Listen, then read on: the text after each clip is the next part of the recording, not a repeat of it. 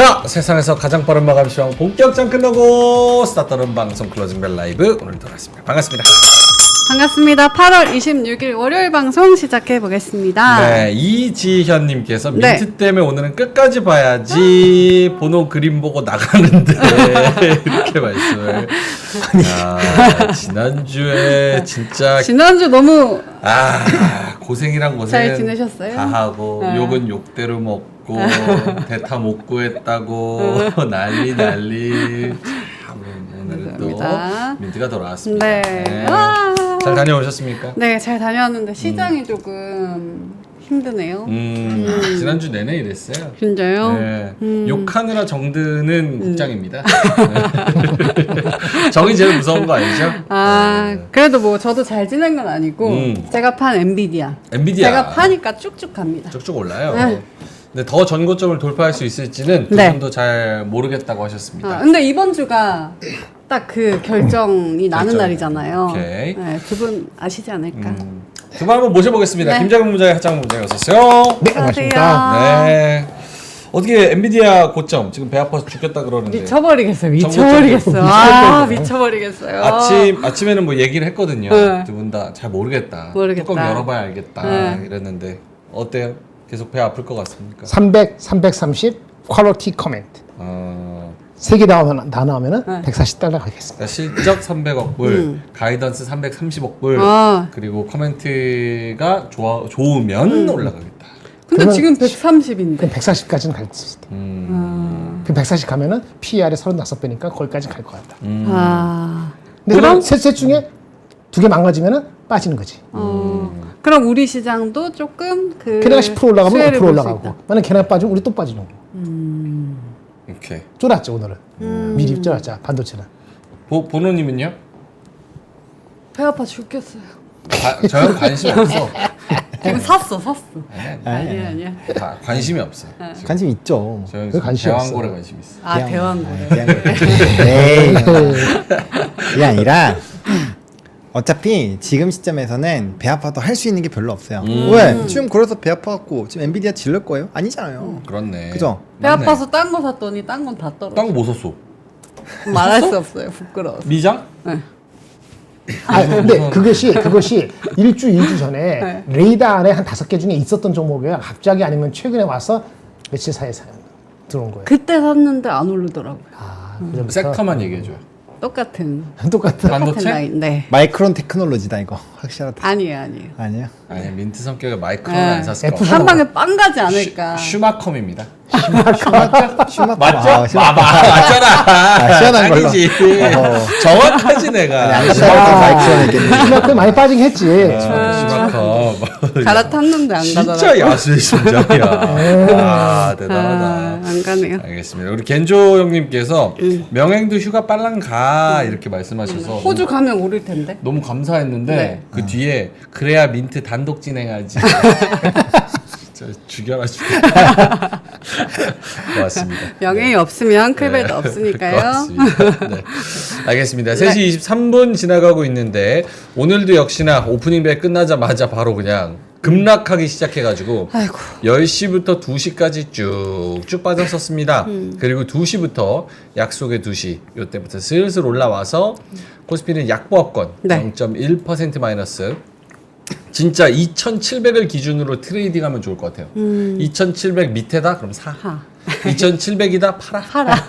그럼 이만큼 쉬운 장이 어디 있습니까? 국장 어려워요? 이 지표가 이렇게 뻔한데. 근데 그게 참 마음대로 안 되죠. 네. 코스닥도 0.7% 마이너스 이렇게 진행이 되고 있는데요. 오늘 외국인이 한 4,700억을 팔고 있습니다. 보노님 코멘트를 좀 들어보자면. 네, 참 선물이 계속 사주고 있어가지고 그래도 좀 뭔가 반전의 미를 보여주지 않을까라는 기대감이 여전히 있어요. 왜냐면 오늘 선물이 팔다가 지금 제 HTS 기준으로 41억 순매수로 일단 있거든요. 그래서 요거 한번 좀 믿어보고. 근데 이제 그거는 좀 걸리죠. 그러니까 우리가 왜 반도체 쪽에서 수급 이탈이 계속 나올까 이 생각을 좀 해봐야 될 것 같아요. 슈퍼 마이크로 컴퓨터랜다. 필라델피아 반도체 지수가 마음에 있었네.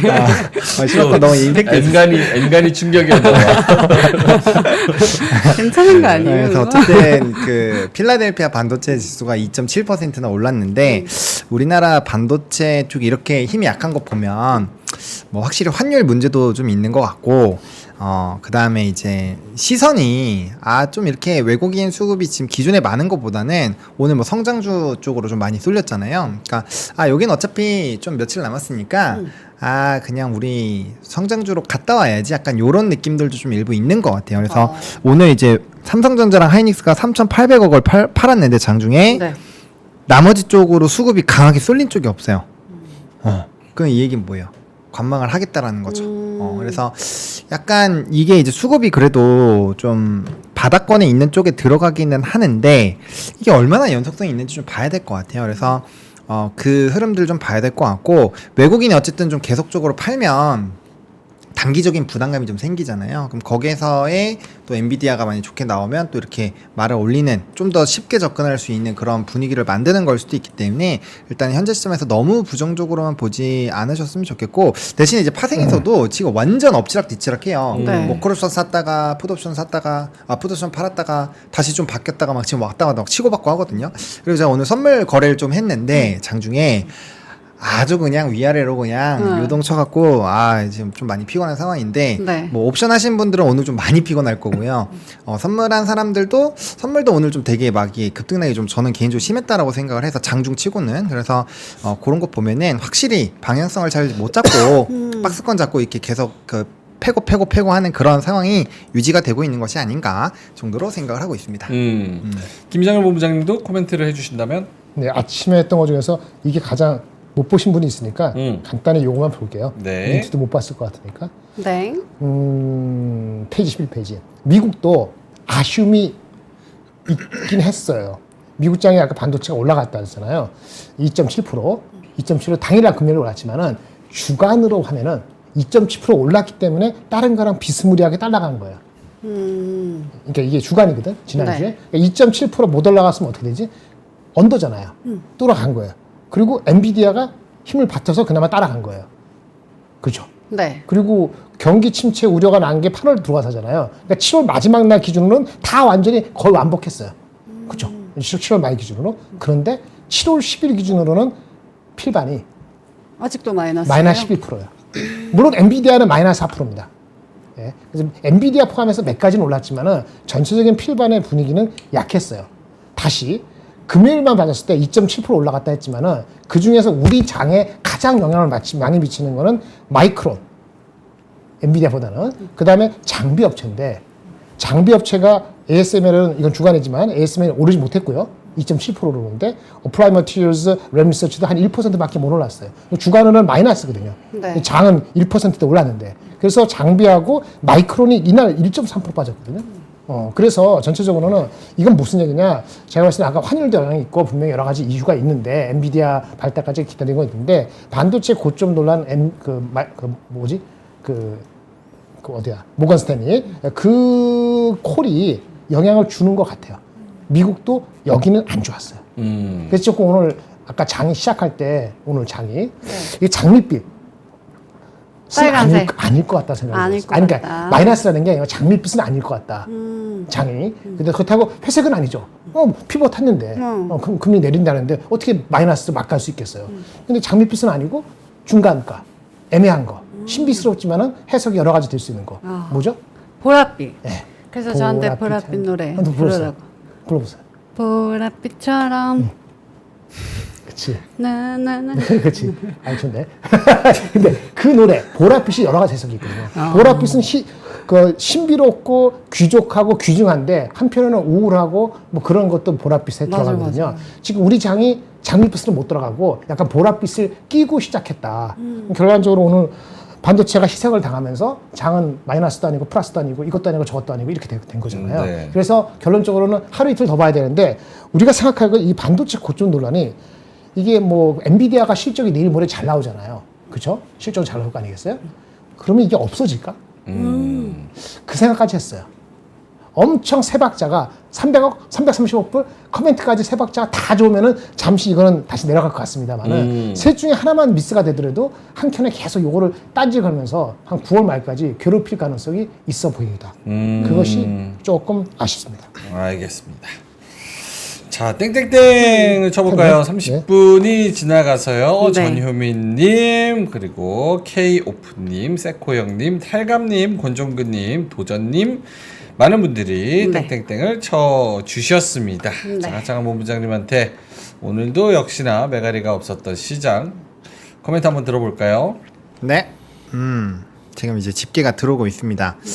코스피는 2679선에서 마무리가 됐고요. 97. 97에서 마무리가 됐고요. 정신이 없죠. 네, 0.14% 하락하고 있고요. 슈마컴 이후로 이거 소리네. 숫자가 제대로 눈이 침침한가? 네. 뭔가 몸의 기운에 보양을 해야 되나? 코스닥은 766.80포인트로 전 거래일 대비했을 때 마이너스 0.84% 하락 마감했습니다. 거래 대금을 보시면 코스닥이 6조 5천억 또 완전 쪼그라들었어요. 왜 그러죠? 네, 그럼 뭐 바이오가 강했는데 쪼그라들었다.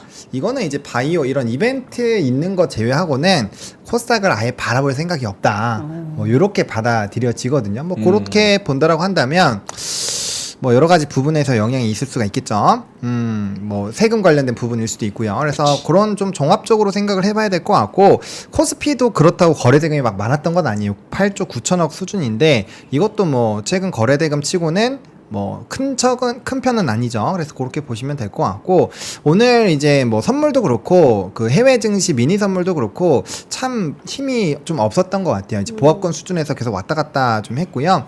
니케이가 장중에는 1.2, 3, 4 이렇게 좀 빠졌는데 그래도 좀 말아올리면서 마무리가 좀 되고 있는 상황이고 요즘 니케이가 빠지면 우리나라 반도체도 좀 해롱해롱 하거든요. 그래서 그렇게 좀 채널링을 해보실 필요는 있을 것 같고 그다음 수급적인 부분에서는 좀 많이 아쉽습니다. 거래소에서 외국인이 4,689억 원인데 이 중 거의 80% 정도가 반도체에서 수급 이탈이 있었습니다. 그러니까 최근에 좀 들어온 거는 있기는 한데 네. 고점 라인에서 이제 단기적으로 올라왔다가 뚫지 못하고 다시 좀 눌리고 있는 시점에서 거래량 동반해서 외국인이 좀 팔고 있기 때문에 그런 부분들은 좀 아쉽다. 그리고 이게 만약에 연속적으로 이어진다면 엔비디아 쪽에서 정말 뭐 엄청 좋은 결과가 나오더라도 그냥 되돌림 정도밖에 안 되기 때문에 사실 국장 투자하시는 분들은 굉장히 열받을 수 있는 그런 상황이다라고 보시면 될 것 같고 이게 결과적으로 그런 거죠. 수급의 힘 자체가 작으니까 이렇게 뭔가 좋은 것도 잘 반영을 못하고 나쁜 거는 뭐 사는 사람이 없으니까 팔면 그냥 그대로 반영되고 네. 이렇게 생각을 하시면 될 것 같습니다. 그래서 그런 괴리율이 좀 넓어지고 있고 그 안에는 분명 환율도 영향을 주고 있을 것이다 정도로 보시면 될 것 같고 뭐 코스닥에서도 한번 이제 바닥권에서 대량 외국인 매수세 들어왔다가 계속적으로 팔고 있는 상황이고 어느덧 거래대금도 많이 쪼그라들고 있어요. 그래서 오늘 1,000억 원도 이거 굉장히 많이 나왔다고 저는 생각을 합니다. 왜냐면 거래대금이 6조 5천억인데 네. 오늘 코스닥에서 상위 종목군들 눌러보시면 보로노이, 에이프릴바이오, 뭐 ST팜 이런 쪽 있잖아요. 리가캠바이오, ABL바이오 대부분 바이오 쪽 바이오. 좋았죠. 그다음 게임주도 뭐 그렇게 크게 나쁘지 않았어요. 물론 펄어비스 같은 건 좀 급락이 나오긴 했습니다만 그래도 이렇게 그렇고 또 시가총액 상위 종목 보더라도 어쨌든 상위에 있는 애들도 좀 움직였거든요. 그러니까 펄어비스 이런 애들이 좀 많이 빠진 게 부담이 되긴 하지만 어쨌든 바이오가 이렇게 움직였음에도 불구하고 거래대금이 그거밖에 안 났다라는 것은 나머지 쪽에서 그렇게까지 돈 들어간 데가 없다라는 거예요. 뭐 2차전지, 바이오, 게임 요 정도 빼고는 나머지 정말 수천 개, 1,000개 정도 되는 그런 쪽은 그렇게까지 좋지 않다라는 거기 때문에 이게 이 특정 산업군으로 쏠리면 지수는 방어가 되겠지만 개별 투자하고 있는 사람들의 투자 심리가 굉장히 안 좋기 때문에 그게 분명 시장에 부정적인 영향을 미치거든요. 그래서 그런 것들까지 좀 생각을 해보셔야 되는 그런 좀 슬픈 시장이었지 않나 생각합니다. 두 가지 질문이 있습니다. 첫 번째 질문은 매크로적으로 봤을 때 오늘 힘이 없다는 게 방점이잖아요. 거기에 이제 방점이 좀 찍혀 있는데 일본 증시랑 계속 커플링이 돼요. 근데 그게 환율 영향 때문에 그런데 오늘도 2.7원 떨어지면서 1,326원 30전입니다. 환율이 1,400원 근처까지 올라갈 때는 야 이거 강달러로 무슨 환율 1,400원 가서 나라 망한다, 맞아. 증시 망한다, 맞아. 고사를 지내더니 그때는 또 그때만큼의 리스크 온이 있었어요. 근데 이제는 떨어졌어.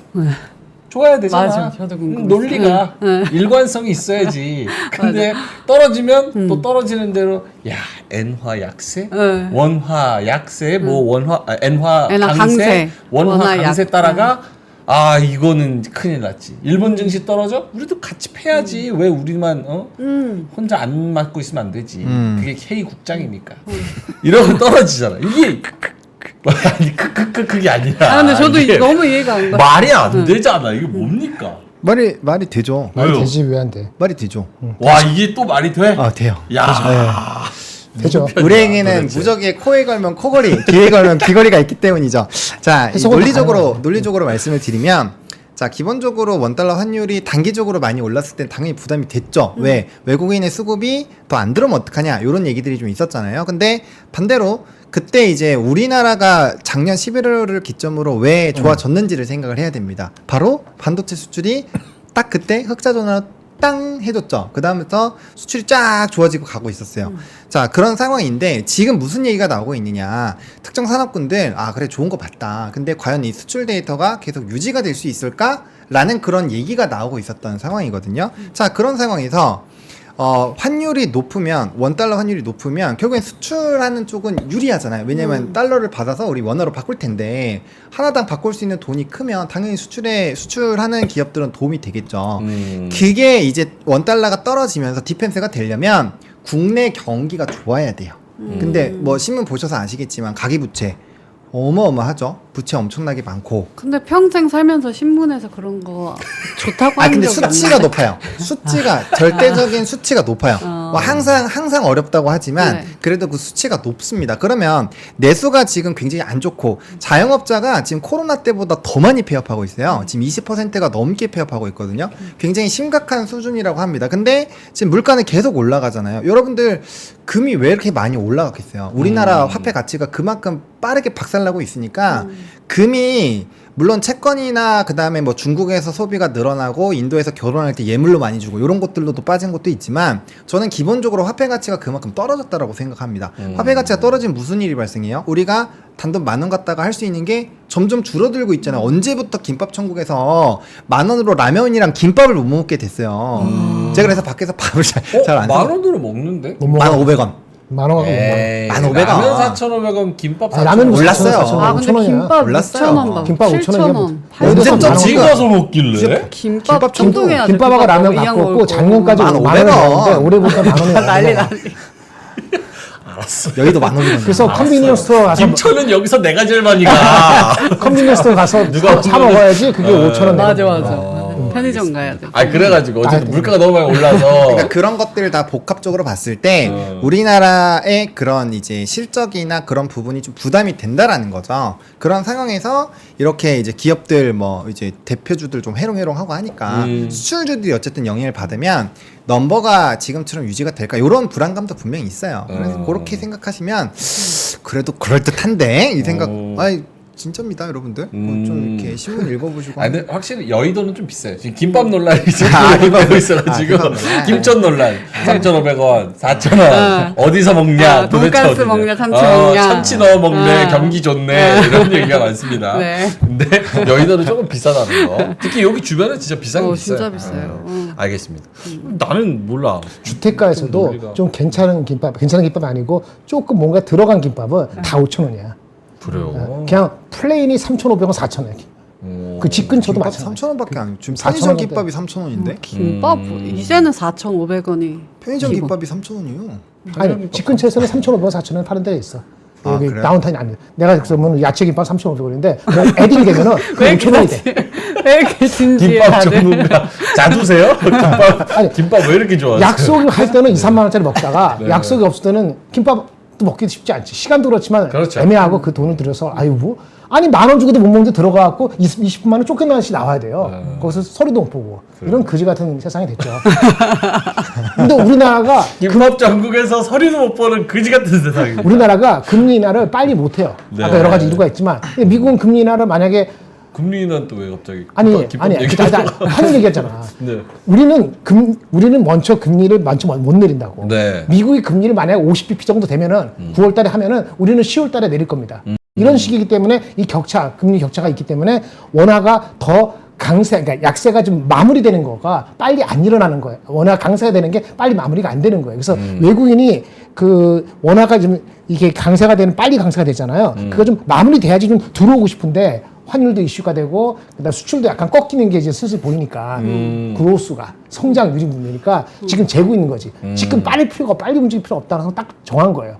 그러면 이제 환율에 관계없는 섹터 아니면 확실한 섹터 하니까 그 섹터가 몇 개 남지가 않지. 아 근데 논리는 들었어요. 그럼 결론이 남아야 되잖아. 맞아. 그럼 환율이 내려도 나쁘고 올라도 나빠. 속도 그럼 있으니까. 여기서 환율이 그러면은 그 논리라고 치면 그럼 환율이 올라야지. 그럼 환율이 만약에 20원 올랐어. 재밌는 좋아? 게 또 올랐네. 그러니까 이거 외국인 올라서 순유출, 큰일 났네. 야 자금 흘러나가는 거 줄줄 속도가 중요한 녹는. 거야. 에? 속도가 이게 얼마나 오늘 2원 떨어졌는데.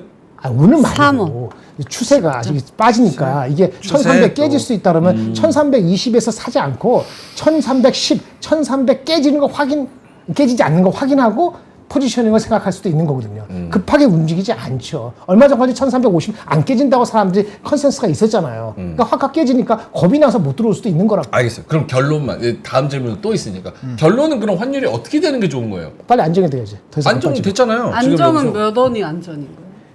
지금 컨센서스는 1350에 1300이 됐지. 1300은 안 깨지는구나. 그다음에 엔화가 저기 143 이렇게 왔다 갔다 하지 말고 145, 6 정도에서 계속 좀 있어줘야지 우리도 안정화되면서 그래? 그러면 환율은 잠깐 잊어버리고 실적이 어떻게 되는 거야? 이렇게 나오면서 주가를 다시 보겠죠. 근데 환율은 그 정도 말씀이라면 환율은 안정화가 됐어요. 왜냐면 지난주 내내부터 환율 급락하고 나서부터는 피해 월요일, 피해 금요일 지나고 나서는 사실 환율이 50원에서 1,300원 그 사이예요. 그럼 안정화가 되고 오늘은 니케이가 빠지지 말았어야지. 그리고 우리 장도 따라가지 말았어야지. 오늘 빠졌지. 144인가 뭐 그러지 않았어? 좀 144. N 고가 됐지. 그러니까 지금 그거의 환율은 사실 워낙 영향을 받는 게 많기 때문에 높아졌을 때도 다르게 해석을 할 수도 있어요. 그래서 제가 코에 걸면 코걸이, 귀에 걸면 귀걸이라고 얘기를 하고 일단 스타트를 끄는 거예요. 근데 현 시점을 봤을 때 환율 달러가 그러니까 원화가 강해진다라는 얘기는 동반해서 달러가 약세로 돌아섰다라고 이해를 할 수 있잖아요. 달러가 약해지면 캐리 트레이드가 가능해요. 어디서부터? 엔캐리부터. 또 얘기가 나올 수 있다라는 거죠. 그게 수급적인 부분에서 타격이 줄 거고 뭐 분석에서 좀 차이는 있지만 이전에 캐리 트레이드에서 좀 많이 털렸다라고 하는 사람들도 있고 아직도 엄청 많이 남았다고 하는 사람들도 있잖아요. 근데 요렇게 해서 만약에 원화가 1,300원을 깨는 그런 상황까지 발생을 하게 된다면 인덱스상으로 달러가 더 많이 박살이 났다라는 건데 그러면 엔화라든지 뭐 유로화라든지 그런 쪽에서 보면 변화가 있을 거 아니에요. 그런 것들에서의 부정적인 영향도 네. 같이 받을 수 있다라는 거죠. 오케이. 근데 환율 논란은 여기서 네. 마무리하고. 저기 하늘이 안정화는 결국은 될 겁니다. 네. 근데 아까 나랑 마치는 더 큰 논란은 아까 엔비디아 이후로 그 반도체 논란 그게 얼마까지 시도되냐가 더 큰 이슈라고. 오케이. 환율 그래서 두 번째 질문은 아까 첫 번째 질문 환율 끝. 그거 됐고. 네. 두 번째 질문은 오늘 하이닉스랑 삼성전자가 2%, 3% 빠졌습니다. 사실 오늘 코스피의 약보합은 얘네 때문이에요. 그렇죠.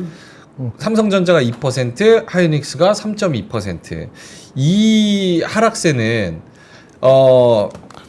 목요일 날에 있을 엔비디아의 실적을 가지고 미리 겁먹거나 경계성 매물이나 이렇게 조금 조심스러운 액션으로 생각을 해도 되는 건지.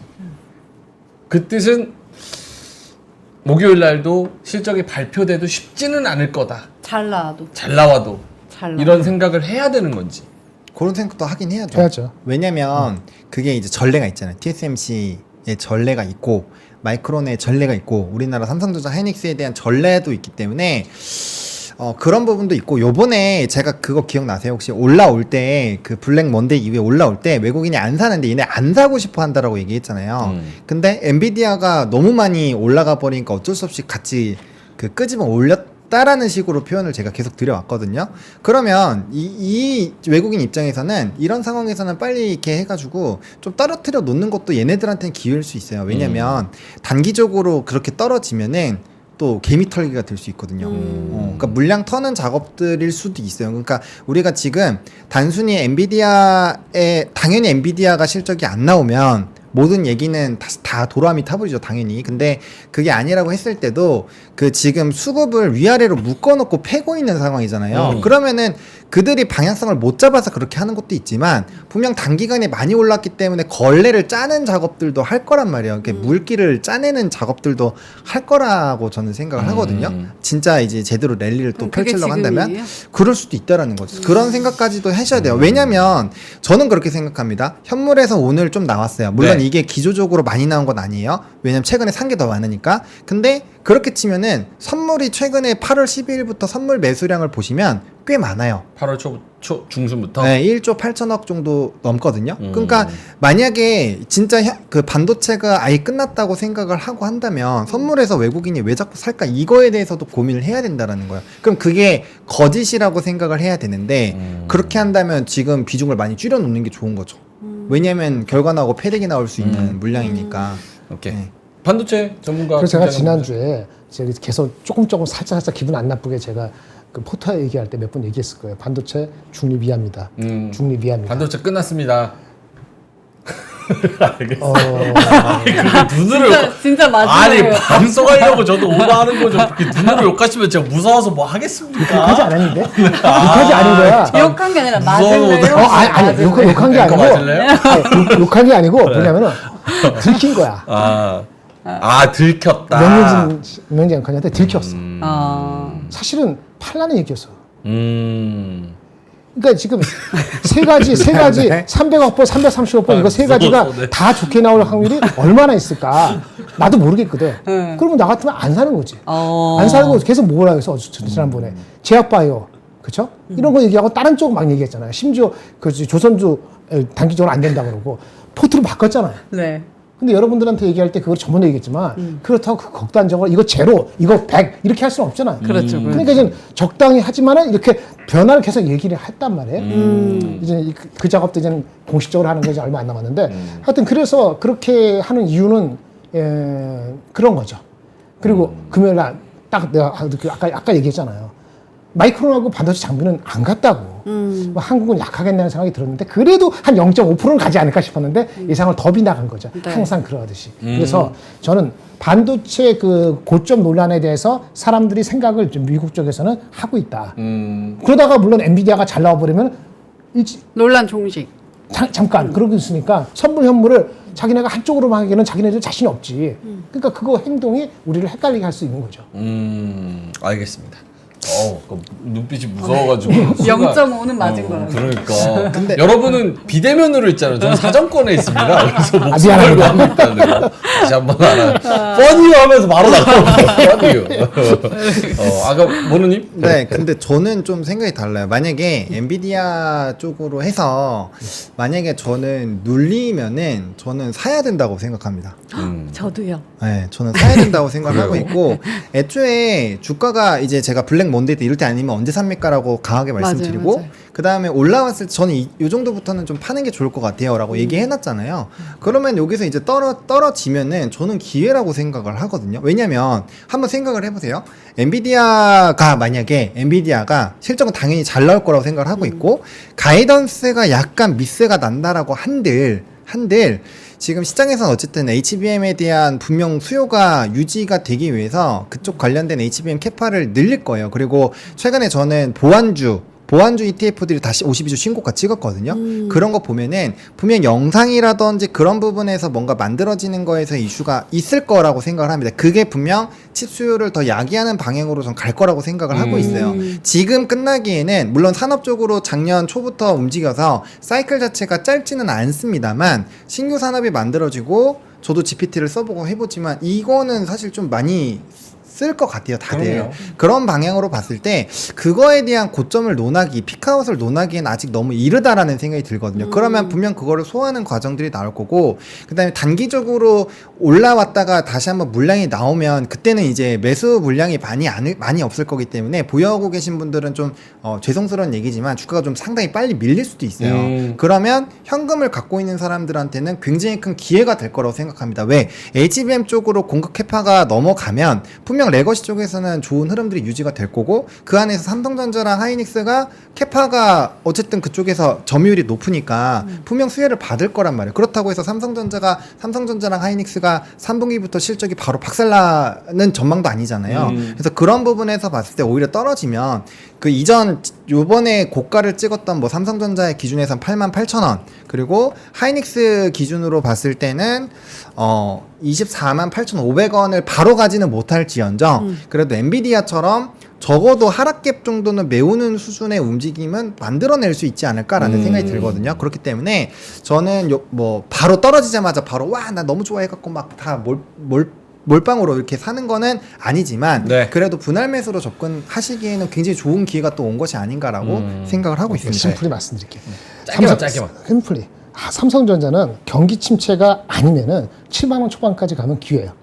하이닉스도 삼성전자 7만 원 경기 초반 침체 기회. 유예가 확대되지 않으면 16만 원 이하로 내려가는 건 무리입니다. 근데 동시에 아까 3분기 실적이 아무리 잘 나와도 경기 침체가 아니고 반도체 논란이 있으면은 3분기 실적이 아무리 잘 나와도 정고점 못 갑니다. 그걸 알고 플레이하시 바랍니다. 경기 침체라는 전제 조건이 계속 따라다니면 실적 아무리 잘 나와도 아니 반도체 고점 논란이 있는 한 실적이 아무리 잘 나와도 정고점 못 가요. 근데 경기 침체라는 거는 다른 문제예요. 경기 침체를 한번 가봤기 때문에 저번에 15만 원대 하이닉 삼성전자 7만 200원 원대 이런 식으로까지는 가지 않을 거예요. 왜냐하면 그게 학습이 되어 있기 때문에 빠지면은 그 되기 전에 살 거라고. 근데 그건 트레이딩 영역이지 이것이 전고점 23만 8천 원 정확히 모르겠는데 삼성전자 8만 8천 원 가는 거는 경기 관계없이 반도체 자체의 고점 논란에 대한 해결이 되지 않으면은 삼성 하이닉스 실적은 3분기 좋게 되거든요. 네. 그것만 가지고 충분치가 않기 때문에 그 논란은 아마도 우리 선거 나오는 선거 11월 9월 10일? 네, 그 토론? 11월 아니 선거 끝나요. 11월 5일. 선거가 다 그러니까 끝나고 실적은 10월 달까지는 계속 논란이 있을 수 있다. 알겠습니다. 그 정도 속도감은 아시고 하실 필요가 아니, 사실 궁금한 게 더 많은데 요거는 이제 월, 화, 수 내내 엔비디아 실적 나올 때 내내 얘기해야 맞아요. 되기 때문에 맞아요. 나하고 나서 얘기합시다. 네, 세 요거는- 가지 330 퀄리티 커멘트. 네, 알겠습니다. 자, 시간이 너무 많이 지나가지고 본호님 시황으로 쭉 가봐야 될 텐데 일정 먼저 봐야 됩니다. 일정은 사실 엔비디아가 제일 중요하다 이렇게 아침에 또 이야기를 했는데 다시 한번 네. 살짝만 보죠. 몇 개 있죠. 그거요? 잠시만요. 지워버렸죠. 일정 지워버렸죠. 있죠? 왜냐면 엔비디아가 가장 중요하니까. 근데 일정 이번 없잖아요. 주에는. 물가, 사실 엔비디아 이번 이거 주에는. PC, 그거밖에 PC가 없죠. 맞아. 있죠. 네. 그거밖에 없어. 일정이 어디 갔을까요? 아침에 분명히 제가 저- 저장해놨는데 아니 머리를 기억하잖아요. PC 금요일에 나오는 거. 네. 그러니까 수요일 저녁 목요일로 넘어가는 새벽 여기서 엔비디아 실적 나오고 그 다음에 목요일 아침장에 우리 거 반영되고 그다음 PC 물가지표 금요일날. 그리고 또 하나 더 있었는데 어쨌든 물가지표가 네. 금요일날 나오나요? 금요일. 목요일에서 네. 금요일. 그 금요일이 목금이 PC. 가장 그게 다야. 중요하다. 와. 하나 더 있어. 아까 슈마컴 했다 그랬잖아요. 네. 관련된 회사가 있어. 오. 슈마컴 아니고 그 델. 벨. 델 실적이 엔비디아 다음이니까 목요일. 목요일. 아. 목요일. 왜냐면 목요일 중요하네. 엔비디아가 잘해서 좋아. 근데 엔비디아가 가지니까 따뜻하잖아요. 네. HP하고 델하고 슈마컴은 다른 게 얘네는 잘 가져가도 물량이 또 마진이 안 좋아 지금. 마진에 우려가 있거든. 그래서 HP, 델, 스마컴이 더 많이 빠진 거예요. 그 저기 엔비디아 달리. 그래서 엔비디아가 잘 나오는 게 전제 조건이지만은 네. 잘 나와도 네. 얘네 그 마진이 애매하면은 얘네는 그만큼 안 갈 수도 있어요. 네. 그래서 그 다음 날 있다. 알겠습니다. 아, 그것도 중요하네요. 목금이 중요하다. 그러니까 뭐 빼려면 뭐 다 갖다 붙여. 마진이 안 좋다. 그러네. 무슨 뭐 영업이익이 꺾였다. 맞네, 맞네. 성장세가 뭐 안 좋다. 가이던스 구리다. 나중에 표정이 좀 자신 없다. 별거 다 갖다 붙여서 아, 빼려면 맞아. 뺍니다. 오케이, 알겠습니다. 자, 넘어가서 그러면 섹터로 가볼까요? 네, 섹터 같은 경우는요. 오늘 바이오 엄청 좀 강했고요. 그다음에 2차 전지 쪽에서는 LG에너지솔루션이 좀 확실히 추세를 좀 만들어내는 것 같아요. 지금 이전 박스권 하단을 돌파를 했거든요. 그래서 뭐 하루 좀 중간에 쉬어가긴 했는데 와, 좀 센 것 같다라는 생각이 들고요. 그다음에 이제 전쟁주 뭐 전쟁주 좀 움직였고 그다음에 오늘 좀 공통적인 게 2차 전지 제가 네이버 카카오를 장표에 또 갖고 왔는데 네. 잘 안 갖고 오는 친구들이거든요. 근데 이제 갖고 온 게 성장주, 바이오, 2차 전지, 플랫폼 뭐 이런 성장주잖아요. 그래서 와, 플랫폼. 네, 시장이 이쪽으로 조금 매기를 쏟는 건가? 오늘 네이버 카카오 3, 4% 갔어요. 그러니까. 아, 상한가. 지난주에 네이버가 또 5% 올랐거든요. 그래서 무슨 일이 있어요? 뭐 네이버 그쵸 괜찮죠. 그거 걔네 무슨 그 새로운 그 뭐지? 동영상 무슨 뭐 하는 거 네, 그거 동영상 나왔다고 추가해서, 그래서 네. 하이퍼클로버? 하이퍼클로버 맞아. 그래서 올라갔지. 오케이.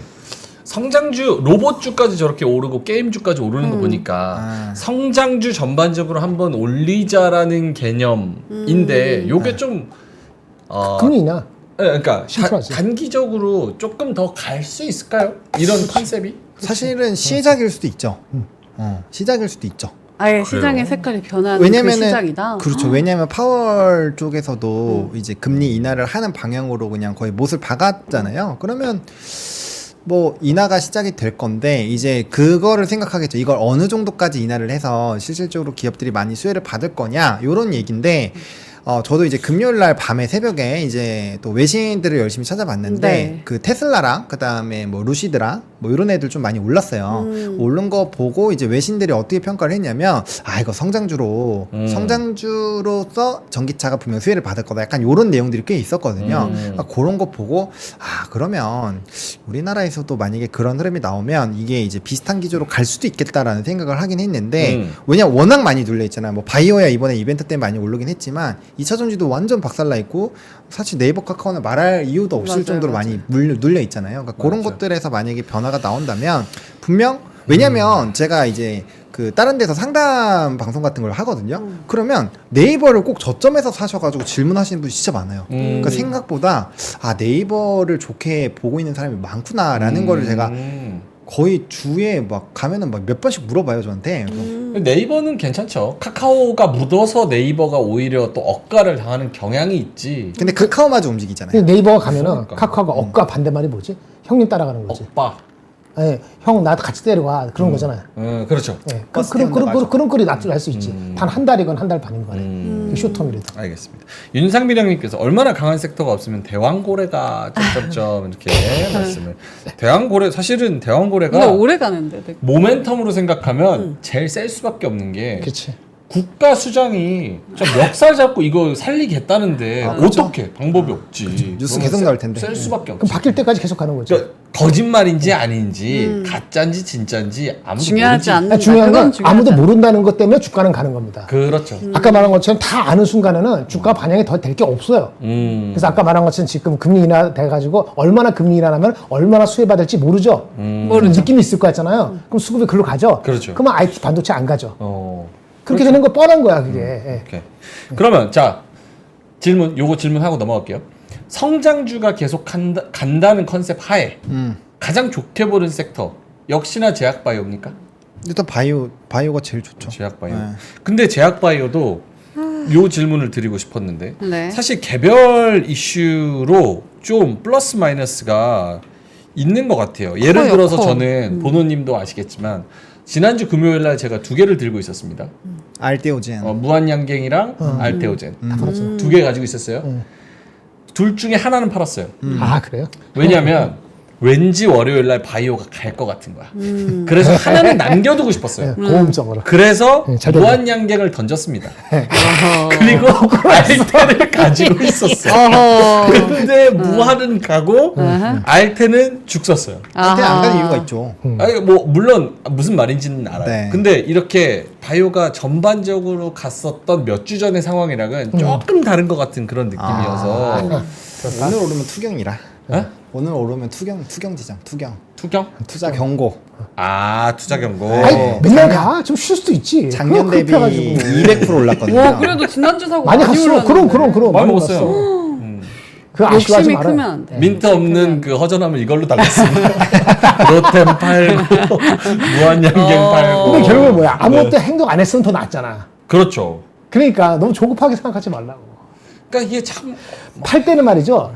이유가 있거나 그래서 빠질 때 예? 많이 먹었는데 빠질 때 수세가 바뀐 것 같다. 그럴 때 과감하게 하는 거지. 아니 그런 이유가 없는데 뭘 급해서 이렇게 팔고 그러세요.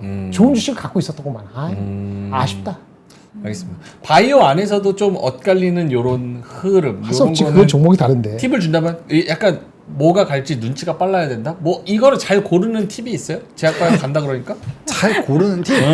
이슈가 많은 거 고르면 돼요. 찐이네, 아 이슈가 많아야 돼? 네.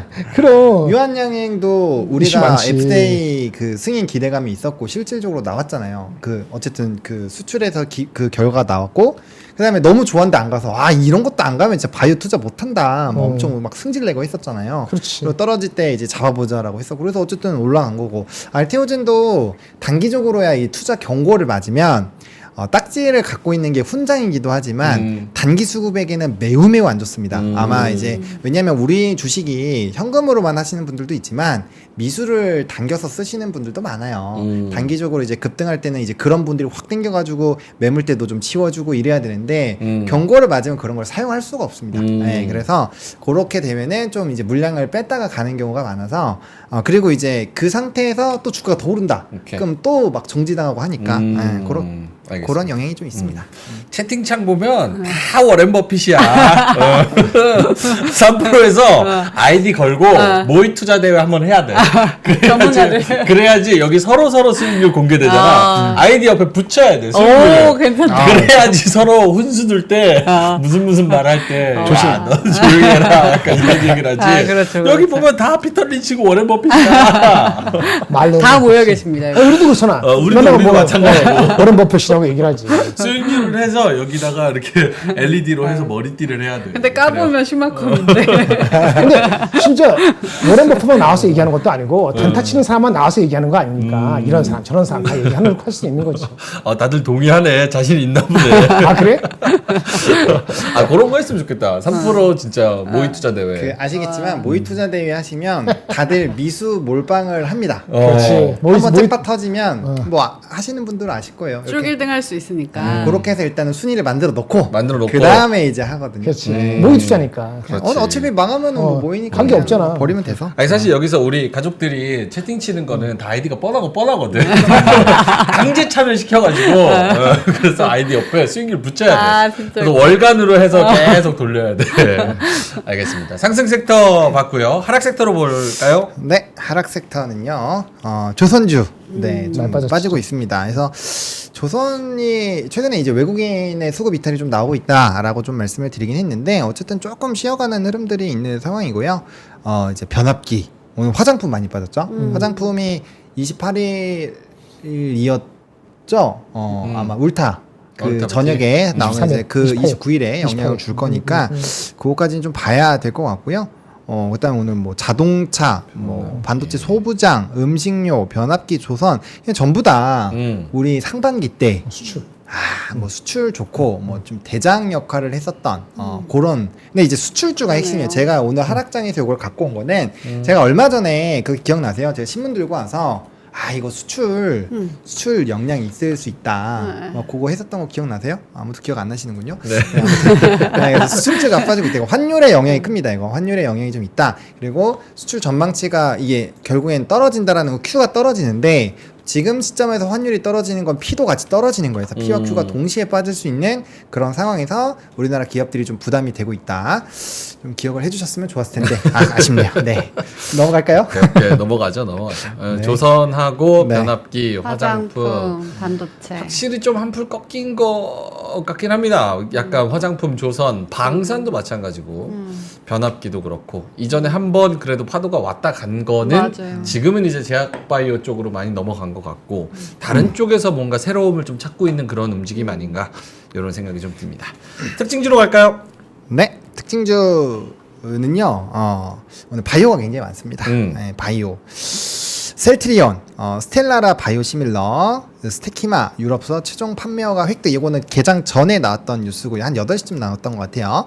에이프릴 바이오 또 이제 마일스톤 유입 기대가 있었고 퓨처캠 뭐 다 오늘 급등 나온 애들이죠. 그다음에 쌈지엔터 이거 이제 애기들 있으신 분들은 아마 알고 계실 텐데 하쇼핑이 어마어마하게 흥행하고 있대요. 하주피. 네, 이거 가서 영화 가서 이제 눈물을 흘리고 나오시는 부모님이 그렇게 많다고. 그러게. 왜요? 그 감동받는 스토리가 거. 감동 먹고. 스토리가 너무 좋대요. 어른도 그리고 좀 인사이드 아웃 같은 그런 느낌이에요? 그거 제가 안 봐서 모르겠는데 어. 제가 이제 오늘 같이 방송했었던 분들한테도 얘기 들어보고 방송 인터 핑이 이제 계속 진화해서 하주핑이 나온 거 같아요. 등골 브레이커. 그치. 아, 근데 이게 노래도 엄청 좋아요. 노래는 들어봤거든요. 제가 오늘 노래는 들어봤는데 노래도 되게 좋고 오. 상당히 고퀄입니다. 그래서 영화관에서 아마 70만, 80만 이렇게 진짜 디즈니 애니메이션 같네요. 그치. 노래도 되게 좋고 스토리가 좋아서 무릇 이제 여성분들의 눈물을 쏙 빼놓고 그래서 애기들이랑 보기 굉장히 좀 좋았다. 방송에서 아주머니들도 자기도 감동했다고 그런 인터뷰를 몇 번 나왔어요. 그래요? 이거 뭐야 칼칼칼에서 한번 다뤘어요. 쌈젠터. 그런 거 같기도 하다. 맞아. 파산핑이라고 다들 파산핑 말씀하시네요. 맞네. 파산핑. 그러니까 기억난다.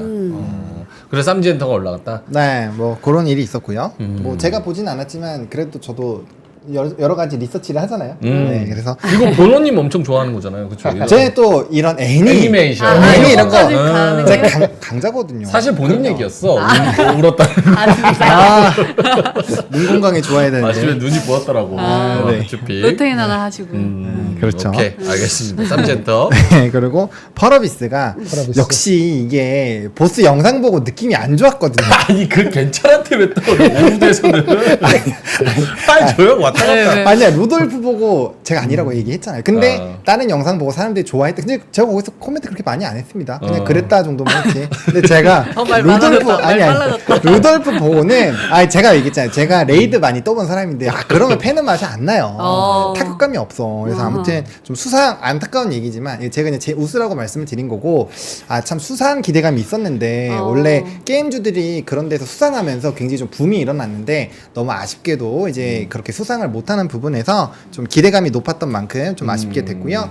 맥스트 이런 기업들 좀 큰일이죠. 유상증자 또 이거 이제 뭐 이런 비슷한 기업들 좀 많이 조심하셔야 될 것 같고요. 또 화성밸브가 대왕고래 프로젝트 탐사 시추 보급선 용선 계약 소식이 좀 좋았고요.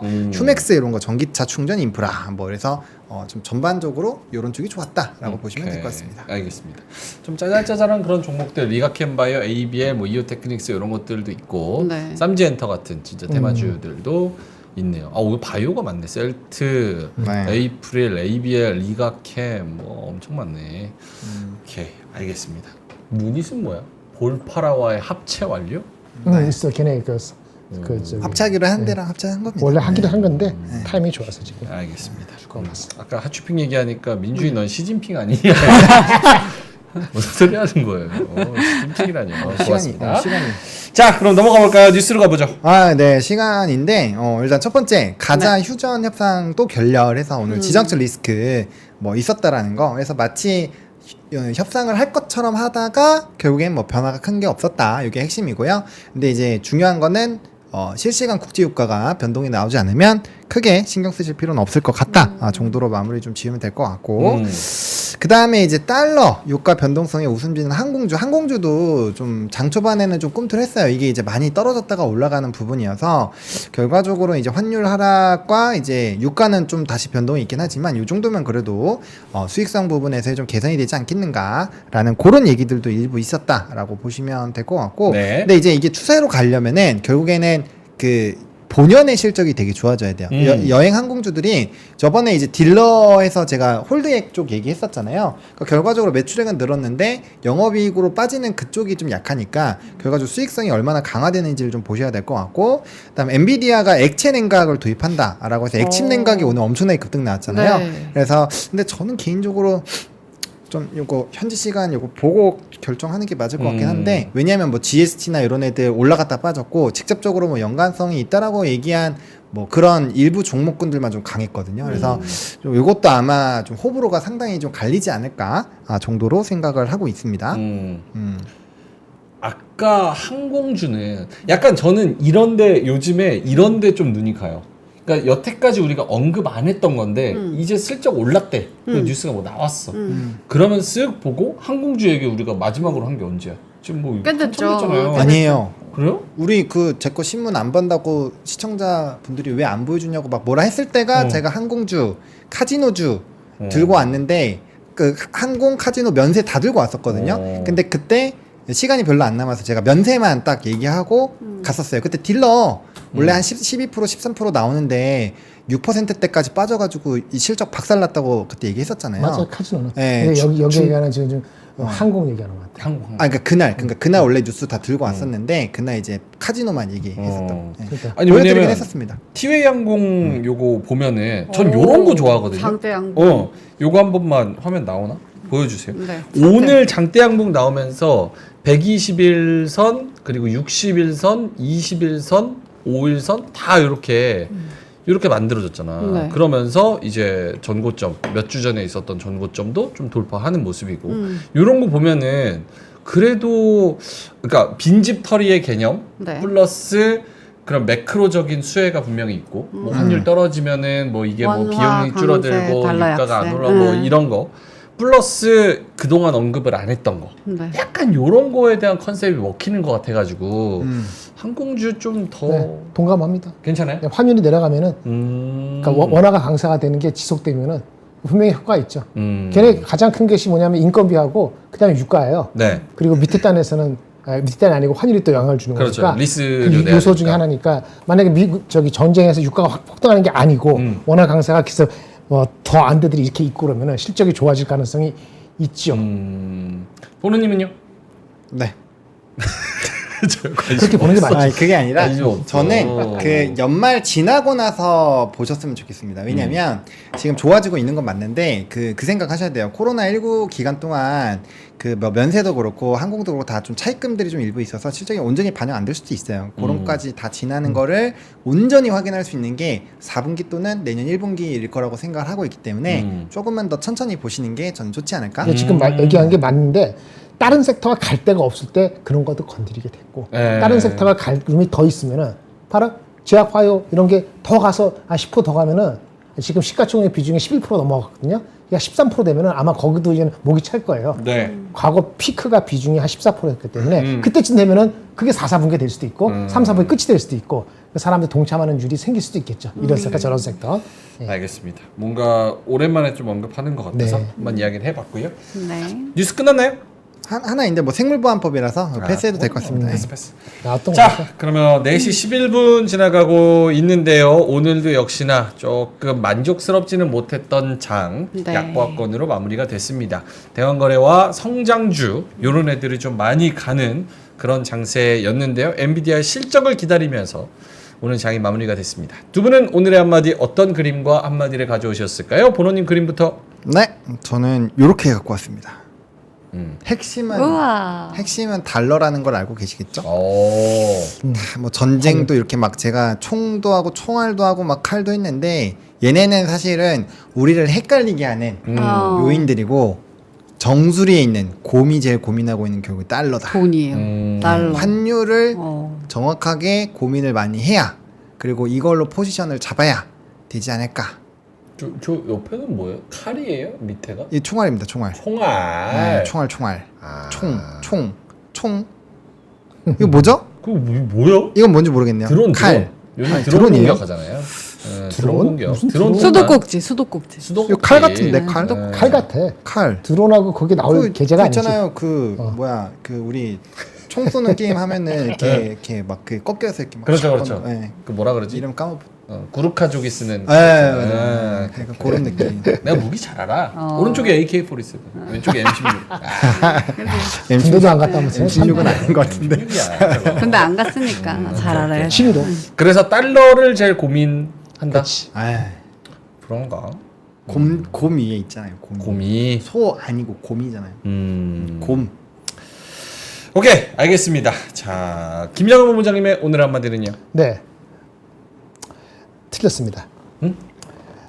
아침에 했던 거 마지막 단어가 뭐라 그랬죠? 마지막 단어 힝. 힝. 그거 잠깐 보여주고. 힝? 사전에서 23페이지. 네. 국어 사전에서 제일 힝? 마지막 있는 어머. 단어가 힝. 23페이지. 귀엽다.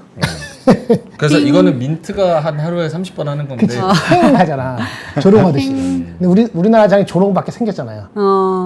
그런데 원래 오늘은 저는 아까 말한 것처럼 0.5, 0.7을 안 가더라도 어느 정도는 상승을 할 거라 생각했는데 거꾸로 갔잖아요. 또 조롱밖에 생겼어요. 근데 원래 준비한 거는 이거 말고 그 다음 거. 이거를 기대했어요. Z네요.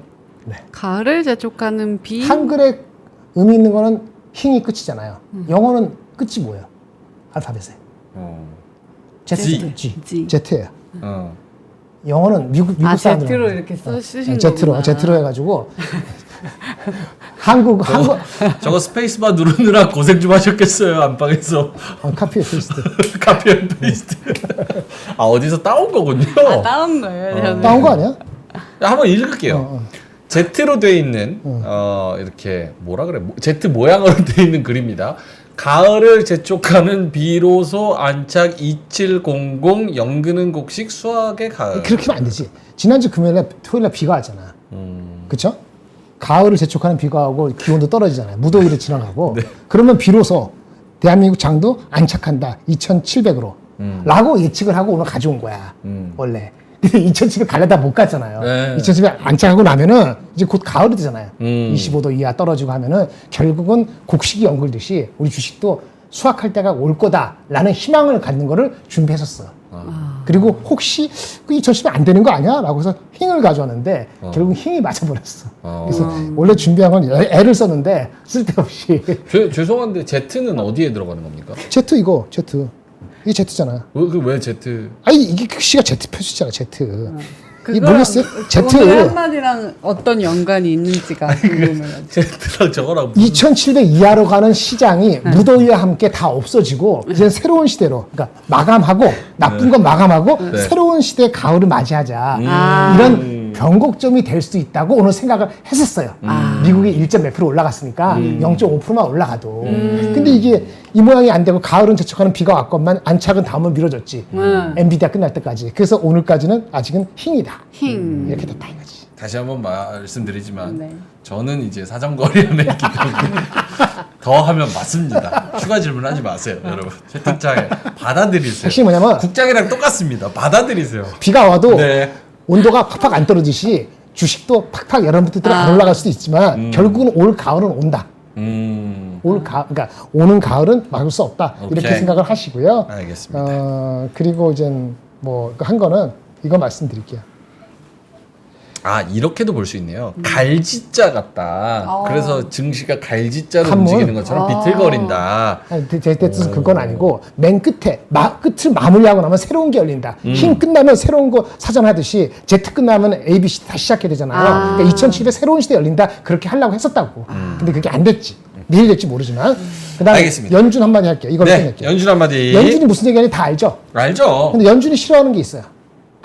연준 싫어하는 거? 현준이 뭘 두 가지입니다. 싫어할까요? 백업 빼고 이건 얘기했으니까 달러 얘기했잖아요. 아까 네. 달러 얘기했으니까 뭐 달러 빨리 되면 앵고 되니까 큰일 나지. 이거 아니고 경기 침체에 대한 시장의 과도한 우려는 여전히 경계합니다. 그러니까 경기 침체에 대한 우려가 과도한 거 우려한다는 얘기는 가급적이면 0.25로 가고 싶어하는 거기도 하고 경기는 그렇게 침체 안 된다고 보는 거야 지금적으로. 그리고 버블이 재현되는 것도 싫어해. 네. 버블이 싫어하니까 50bp씩 확 내려가는 거 여러분들 기대하는 거 시장에서 그건 과하다고. 근데 과거에 그런 사례가 있어요. 볼까요? 경기 침체 우려는 2001년, 2008년도에 그 구인자 수, 구인 나누기, 그 다음에 실업자 그 비율이 이렇게 1 밑에서 놀 때 경기 침체가 왔지 이렇게 1.2, 1.4에서 경기 침체는 안 왔다고. 그러니까 지금 경기 침체는 레벨이 다르기 때문에 너무 우려하지 마. 이런 얘기예요. 예. 그렇죠? 근데 이렇게 하면 금리는 조금씩 내려야 되잖아요. 근데 혹시 모르니까 파월 풋을 했죠. 혹시 모르니까 경기가 나빠지면은 금리를 왕창 할 수도 있어 라고 얘기를 했는데 그렇게 못하는 이유가 또 있어요. 뭐냐면은 이거예요. 98년도에도 금리를 6%에서 3번 나눠서 베이비 스텝으로 보험성으로 내렸습니다. 언제요? 98년도 9월 11일. 왜 내렸느냐? 미국의 경기가 나쁘지 않았어요. 그럼에도 불구하고 아시아 외환위기, 그 다음에 얘네들은 롱텀 캐피탈 파산으로 인해서 쫄았어. 그 변동성이 있으니까 보험성으로 금리를 3번 내춥니다. 근데 주식시장은 버블로 막 치닫기 시작합니다. 향후 1년 6개월 동안 무려 S&P가 60%나 상승합니다. 그래서 금리 인하를 상당히 보험성을 조심하게 하고 싶어하는 마음도 이게 있어요. 이것도 싫어하고 경기 침체도 싫어하는 두 양면성이 있어요. 그게 무슨 얘기냐? 금리 인하 50bp 하면은 나쁜 시그널을 받아들이셔야 됩니다. 근데 문제는 50bp 한다고 9월 달에 한다고 보는 사람은 아직 대중은 아니에요. 35%니까. 근데 11월 달에 9월에 안 하더라도 11월 달에 50bp를 결국 하게 된다. 라고 보는 사람이 50% 이상입니다. 그 뭐냐 이면 11월 달 갔을 때는 경기 침체가 눈에 올 수 있다고 보는 사람들이 더 많다는 얘기예요. 그래서 끌고 그러면 지금부터 그러면 11월 이전까지 금리를 조금 내리고 경기는 아직 GDP가 뭐 2.5부터 해고 그러니까 경기는 탄탄하고 이랬을 때 주가가 올라갈 때 윈도우가 제가 봤을 때는 9월, 10월 요 2달 남았다. 이렇게 봅니다. 9달 남았으니까 그동안에 60% 올라갈지 10% 올라갈지 아니면 전고점 비슷하게 갈지 모르지만 거기까지가 이번 주식의 한계라고 저는 일단 봅니다. 그거 전제는 아까 말한 IT 버블에 대한 논란이 해소 안 된다는 가정에서는 그렇고요. IT에 대한 논란이 아무 문제가 아니었다 싶으면 더 갈 수 있겠죠. 오케이. 한번 정리를 하고 가자면 지금 보험성으로 경기 침체 얘기가 나오니까 미리 선제적으로 좀 금리를 인하해야 된다라는 컨셉으로 가고 있는 건데 98년에 비슷한 일이 있었다. 네. 보험성으로 금리를 조금씩 내리다 보니까 그게 몇 년 동안 보니까 IT 버블이 생성이 되더라. 물론 그때랑 똑같지는 않겠지만 다르죠. 케이스가 이런 케이스가 있어서 50bp 내린다고 하면은 이거 증시에 분명히 좋은 거 아니다. 그런데 아기를 하실 겁니다. 2015년에 또 보험성으로 내렸어요. 2015년에 2019년 3월인가 그때 또 보험성으로 내렸습니다. 그때도 막 경기 뭐 어쩌고저쩌고 걱정했는데 그때는 살아났어요. 주가가 버블이 안 되고. 왜 그런지 네. 아세요? 왜죠? 그때는 미국 경기가 탄탄했어요. 2.몇 % GDP가 꾸준히 유지됐어요. 그래서 이번도 1998년 버블이 아니고 2019년처럼 적당하게 GDP가 한 2.5% 유지되면은 골디락스가 될 수도 있어요. 그래서 그거를 연준은 그걸 알고 그거를 2019년처럼 가고 싶어 하는데 그 브레이크 되는 시점은 9월하고 10월까지는 아무도 모른다는 거예요. 그 선거 끝날 때까지 11월 달까지는 그걸 모르는 상태에서 골디락스가 될 수도 있고 버블이 될 수도 있기 때문에 연준은 굉장히 신중하게 할 거라고 저는 믿고 있어요. 그럼 여기서 중요한 건 이거 아니에요? 골디락스도 되고 버블도 되면 일단 증시는 간다잖아. 그러니까 내가 그걸 물어보려고 그랬는데 맞아. 그럼 사면 되는 거야. 그렇지. 뭐 물론 언제 터질지 모르고 폭탄 돌리기 자신이 있으면 하면 좋은데 근데 건강한 아까 건 말한 것처럼 아니지. 19년하고 98년도 이때하고 없는 게 있습니다. 두 가지인데 N 캐리 트레이드 청산이라는 게 하나 딱 있고요. 그전에 없었어요. 그리고 이번에는 반도체 고점 논란이 있어요. 그게 비슷한 변수예요. 점. 그게 그 당시에 없었던 거기 때문에 그게 디스토션을 시킬 수도 있어요. 알겠습니다. 그때는 뭐 IT 버블이 있었듯이 AI 논란 그리고 대선 이런 변수가 껴있기 때문에 이게 어떻게 또 진행이 될지 하반기 좀 잘 지켜봐야 될 것 같습니다. 네. 구름샘이 명행 아무 말 하지 말고 콸콸콸로 넘어가라고 했더니 민트가 그러니까 또 질문을 네. 궁금한 거는 뭐 해소해야죠. 어떻게 죄송합니다. 하겠습니까? 자 그러면은 마지막 코너 콸콸콸로 한번 가보도록 하겠습니다. 민트가 휴가에서 돌아와서 야심차게 선택한 13일 전에 올라온 사연입니다. 열심히 찾았는데 없더라고요. 요 종목 한번 네. 보도록 할게요. 네. 주식으로 쌓인 여러분들의 피로를 말끔하게 해결해 드리겠습니다. 콸콸콸. 13일 전에 했으면 딱 박하윤의 바닥이었네. 바카스. 네. 오늘의 사연 보여주세요. 13일 전에 SK이노베이션 어찌 대응을 해야 하나요? 왜 안 다뤄주세요? 해서 다뤄드리도록 할게요. 일단 분기 실적 한번 보시면 전분기에는 다음 장인데요. 전분기에는 적자였는데 그래도 돌아섰다 흑자로. 요거는 조금 긍정적이지 않나라고 해서 애널들의 리포트 살펴볼게요. 다음 장이고요. 8월에 나왔던 최근에 나왔던 거 봤더니 아직 어렵지만 최악은 지났다. 이익은 점진적 개선, 배터리 부진은 장기화, 그리고 부진한 실적 대 합병 기대감. 그냥 모든 분들이 딱 장점과 단점 두 가지를 같이 보고 있는 듯한 느낌이 들었어요. 그래가지고 가장 부진한 실적과 합병 기대감 요거를 한번 조금 더 자세히 살펴볼게요. 아래쪽에 제가 줄을 꺼놨는데 SK와 ENS의 합병으로 재무구조와 현금 창출 능력이 개선될 것으로 예상이 되어서 사업 간 시너지도 기대를 할 수 있기 때문에 앞으로 굉장히 좋게 본다. 바이를 유지를 하겠지만 현재 2차 전지 수요 부진과 차입금 증가 등을 고려해서 14만 원에서 목표 주가 13만 원으로 하향 조정한다고 합니다. 그래서 약간 의아했는데 최근에는 다음 장 보여주시면 외국인하고 기관이 사는 듯한 모습, 그리고 다음 장 보여주시면은 월봉 차트거든요. 근데 거의 저점 거의 아래까지 진짜 내려올 때까지 내려온 것 같다. 요것도 어떻게 보면 장점이 될 수 있지 않을까라고 생각을 했고, 다음 장이 뉴스인데요. 네. 이겁니다. 가장 중요한 거. 내일 SK이노랑 ENS 운명의 날 주식 매수 청구 규모가 합병 변수일 것이다. 이게 가장 중요하지 않을까라고 해서 저의 결론입니다. SK 이노베이션, SK 네 이놈베이션이라고 적었는데요. 네 이놈 올라라 이런 거 이놈인데 어떻게 보시는지 한번 여쭤볼까요? 암살자님께서 네, 한 3분 전에 똑같이 말했어요. SK 이노베이션 이런 거 하면 안 된다 힝 이렇게 해주셨는데 이게 범인을 누웠어. 아이. 야, 아 굉장하다. 오늘 누나도 힘들겠다. 이게 힘들어. 다들 드립을 한 마디씩 하니까 그 중에 하나가 있어. 아, 더 독창적이어야 되겠다. 아하, 다 실망이래. 힝 한번 해 그러면. 힝.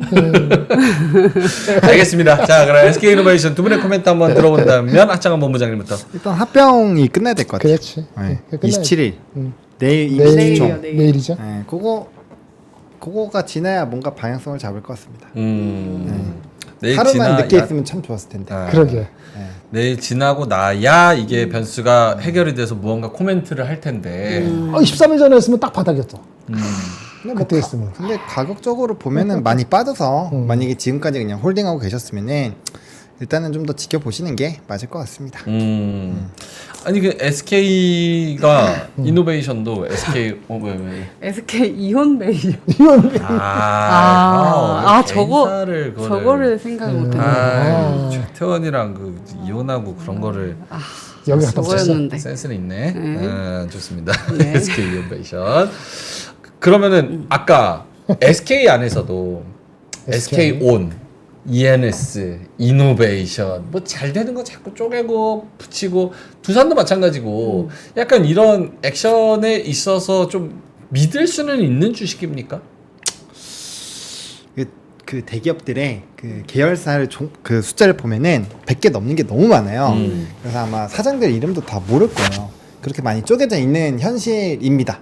그래서 사실 뭐 근데 합병을 하는 의지가 일단은 이렇게 살리려고 하는 그 의지이기 때문에 배터리 쪽을 뭐 무조건 부정적으로 볼 수는 없지만 이제 주주 입장에서는 사실 좀 짜증 날 수 있죠. 그래서 그거는 이제 결과가 나중에 좋아지면 그때 뭐 너무 잘했어요 이렇게 얘기 나오겠지만 또 안 좋아지면은 또 막 이렇게 할 거란 말이에요. 그래서 좀 애매하다라는 거고. 그래서 이게 결과적으로 잘 되면은 좋은 선택이었다라고 얘기가 나올 수밖에 없기 때문에 무조건 긍정적으로 보기는 어렵고요. 근데 저는 우리나라에서 유증, 분할 막 이런 것들 있잖아요. 그런 것들은 좀 저는 조금 더 규제가 많이 강화가 돼야 되고 특히나 유증 같은 거 있잖아요. 네. 유증으로 정말 주주들의 그 배신감도 주고 피해를 주는 사례가 지금 너무 많기 때문에 네. 그런 것들은 좀 강화가 됐으면 좋겠습니다. 알겠습니다. 근데 SK 이온베이션이 좀 그런 현학적인 그런 게 있네. 해학적. 막 만났다가 또 헤어졌다. 헤어졌다가 또 다시 여기 붙었다가 저기 저기 붙었다가. 맞아. 그런 것들이 이혼은 완전한 헤어짐이 아니야. 왜? 모르지 또 저쪽이랑 헤어지고 다시 또 올지. 세상을 모르는 거니까. 또 하고 또 다시 오고. 미국입니까? 대한민국도 미국화되는데 뭐 나쁜 거 다 달방하는 거 아니겠어요? 알겠습니다. SK 이온베이션 좋은 아이디어였어요. 동면님도 코멘트 해주신다면? 예, 제가 그 와이프 친구분의 누가 이렇게 요청해가지고 작년에 얘기했을 때가 14만 원 정도였던 것 같은데 느낌에 더 내려갈 거라고 얘기는 안 했지만 쉽지 않다라고 얘기를 했는데 그리고 이제 한 30%가 더 빠졌네요. 그 주가대로 갈 수 있으면 6개월 내로 그러면 변곡이 올 수 있다 봅니다. 6개월 내로 그 가격이 얼마나 14만 원 정도입니다. 6개월 내로 갈까요? 잘 모르겠습니다. 합병된다고 해서 14만 원 되기 전에 많이 털 것 같아요. 그 정도로 말씀드리겠습니다. 그리고 애널리스트 입장에서도 막판에 막 내춘 애들이 11만 원, 12만 원이거든요. 맞아요. 그러면 사실은 막판에 내춘 거는 극단적으로 내친 거기 때문에 그거를 뚫을 수 있어요. 제가 12만 원 정도는 그냥 뚫을 것 같은데 그 전에 침착하고 흥분되지 않았을 때 목표 주가 낮춘 게 14만 원인데 기술적으로도 그렇고 기간적으로 그렇고 6개월 이내로 펀더멘털 동반돼서 14만 원 뚫으면은 살아난다고 보는데 저는 그 속도하고 그 규모에 대해서 지금까지 넘버 가지고는 잘 모르겠습니다. LG 엔솔하고는 다르죠. 디프런 애니면인 거죠 현재는. 네, 여기까지. 알겠습니다. 개인적으로 그래서 약간 두빌도 마찬가지고 아, SK 기성모빌. ENS랑 이노베이션, SK 온 이런 것도 SK 온도 상장 추진할 거잖아요. 나중에. 하겠죠. 그러니까 저는 그런 주식을 웬만하면 안 건드리려고 하는데 맞아.